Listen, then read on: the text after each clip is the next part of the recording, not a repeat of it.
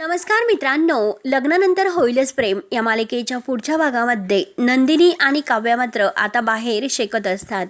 दोघे आता शेकत असताना काव्या ही नंदिनीला म्हणत असते, बाबा बोलत नाही, तू सुद्धा गप्प आहेस. खरंच मी खूप एकटी पडलेली आहे. ज्या घरातील कोपरान कोपरा मला अगदी आपलासा वाटायचा आणि त्याच घरात मध्ये मात्र मला परक वाटायला लागलेला आहे. तेव्हा नंदिनी अगदी काव्याकडे बघत असते. त्यानंतर आता इकडे घरातील सगळेजण जेवत असतात. जीवा, पार्थ, मानिनी आणि विक्रम. तेव्हा आता पार्थला कांदा हवा असतो आणि तो कांदा मागतो. तर जीवा म्हणतो की अरे दादा घे ना माझ्यातील. तेव्हा पार्थ नको म्हणतो.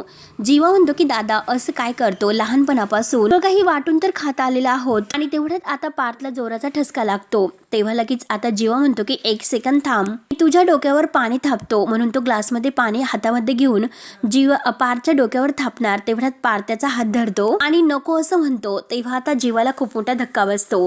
तेव्हा आता मित्रांनो, पुढे नक्की काय होतं हे बघण्यासाठी आपल्या चॅनलला सबस्क्राईब करत राहा. धन्यवाद.